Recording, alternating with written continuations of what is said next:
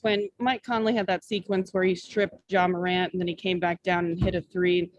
He'd been quiet for most of the game up until that point, I think. How important is he in especially those moments where he's able to shift the game no matter how active he's been? Yeah, he's kind of a sneaky quiet. He whispers, but you can hear him. And I think he impacts the game so many ways. And in those instances, obviously, those were making big plays. His presence on the court is so settling. And I think, taking a defensive challenge and, also pushing the ball up the court, I thought in the third quarter, we really moved the ball. It's the best we've run in a while. And, Mike's play is a big part of that. It got everybody running. And I'll give our bigs credit too, because they really ran to the rim and created space. But as you said, Mike's capable of making big plays on both ends.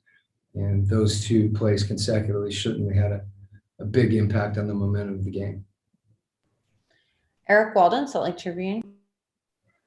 Quinn, there's been a lot said about the Grizzlies' resiliency this series, their ability to come back after you guys surge ahead. But you guys have demonstrated your own resiliency in kind of handling their comebacks. What's been kind of the key to maintaining your composure and kind of being able to pull these games out after, Memphis makes them close? Well, I think it's something we've talked about, all year long, just the ability to get to the next play. And, I think when your whole team is focused on that, there's always going to be moments where guys drift for whatever reason. It happens to all of us. And I think when there's a collective mindset and understanding that you have to get to the next play together, that's what you see. And, I'm focused on our guys. I think we've been a resilient team, all year long as well. And I think our biggest challenge, and the one we've talked about, most recently, continuously, but even more recently, is just to be consistently competitive. And our execution, I think, is reflective of that, on both ends of the floor. Those are things that, we don't think of in terms of, we usually think of that in terms of execution, on the offensive end. But for instance, the rebounds that Royce got in traffic, I thought were a huge part of the game. Kristen Kinney, Jazz TV. Speaking of Royce ONeil, he's shown great balance in this series on both ends of the floor. What have you seen from him? Well, we have a lot of confidence in Royce, and I think he's finding a balance offensively between, being aggressive and taking a shot when he's open, being a playmaker, moving the ball, playing pick and roll where he's rolling.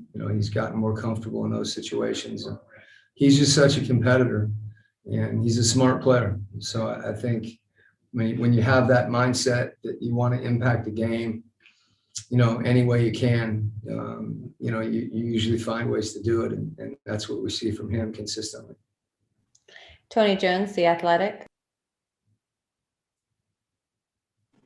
Coach, it feels like, Ja's still been, really dynamic, and he was really dynamic tonight, but it feels like you guys are finding some level of comfort in terms of defending him, particularly in possessions that matter. Is that something that you're seeing, or you still think that, the defense in terms of keeping him from touching the paint needs to get better? Well, it's hard. If you've watched him play all year, Tony, as you have, it's hard to keep him out of the paint, and I think you can, there's a lot of things you can do to try to do that. I thought, one of the biggest things, when he had that really big game, when he had 47, is we put him on the line 20 times. And, I think collectively, we've been more connected in those situations. If he's going to play one-on-one against somebody from the top of the floor, I don't think there's anyone in the league that can stand in front of him. So, we all have to be conscious of what he's doing on the floor. And, and then, he also has the ability to create. So, as I've said, you're going to give up something. And you just, literally try to do your best to make it hard, to make a shot contested. There are certain situations where it's easier to do that, and you try to create those, but also with the understanding that, if he does make a play, you've got to get to the next play, because he's going to make some, and he made some tonight, and, he'll make some again the next game. David James, KUTV. Quinn, because you were up 3-1 a year ago, do you have a lot of confidence in the guys' ability to maintain focus and take this all the way through the finish line? Yeah, last year is last year, just like the regular season is the regular season. I think there's things that, that you take from the past that you learn from, and there's experience. For our group, that's been going on for a while. This was a team that, was questioned on every level, last May. And, those types of moments and that type of adversity, if handled properly, you learn from it and you're better. And honestly, we've tried to take, it's the old cliche, take one game at a time, but understanding also that every game is different. I think that's really true within the course of a singular game. And I thought we were more consistent tonight. Teams are going to make runs, especially teams that are as good as Memphis.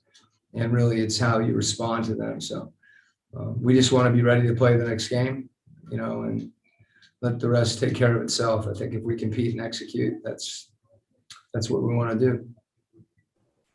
Ben Anderson, KSLSports.com. I know he's kind of done it all year. That's why he won the award. But Jordan Clarkson's third quarter seemed really important. What does that do for your team in a playoff game like this on the road? Well, I can't remember who asked me. I think it was a number of people if I was worried about Jordan shooting, because he hadn't shot it great, of late. But you don't have to look too far back to see games like you saw tonight. And he has the ability to come in the game and change the game. And there's times when, he can get himself in a little bit of trouble, but he can also get out of trouble. And I thought tonight, something as simple as spacing, and making reads. And we passed the ball better tonight. And that really helps Jordan, where he's not responsible for creating everything on his own, where, he's on the back end of some of those possessions and get some clean looks. And that happened tonight. One of the things about Jordan that makes him really unique, first of all, you get the sense that, when he misses, he keeps shooting. So to that extent, he's mentally tough enough to take the next shot, but he's also someone that cares so deeply about playing well and about helping the team. So, when he does have a stretch where he's missing a couple in a row, I don't think he presses, but he's very aware of it. And usually, at times you just need to remember to remind him that that's who he is and that's who we need him to be. Last question, Nick Friedel, ESPN. Quinn, I wanted to follow up on what you mentioned about last season and experience. Obviously, every year is different, but do you think because of what the group went through last year in the postseason bubble, they're more confident now going into a similar situation in a similar setting? Yeah, I don't, I'm sure it's something that the guys have discussed at various times. I think we're looking at it more generally, as opposed to pointing to a specific series or a specific time. That situation in the bubble was a really unique one. And that's certainly not to discount the fact that, we were in a position that we want to be in again. But this is a different year. This is a different team. We've got Boyan back. Derek is here this year. So, there's some things about our group right now. And I think there's a maturity, when you go through, we've been through a lot. And I think when that happens, all of us, whether it's personally or certainly with the team, you pull each other along. And I think that's the growth process that's taking place with our team. And so I don't know if we're, we're thinking about kind of these similarities between situations as much as we are focusing on, competing and executing. Those are the two things that we say over and over and over again. Let's compete and let's execute, and let's compete collectively. And I think if that's where our focus is, we'll be in a good place. To the extent that that's something that you can build on from last year, that's good too. All right, that's all for tonight. Thank you, Coach. Thank you, guys. Okay.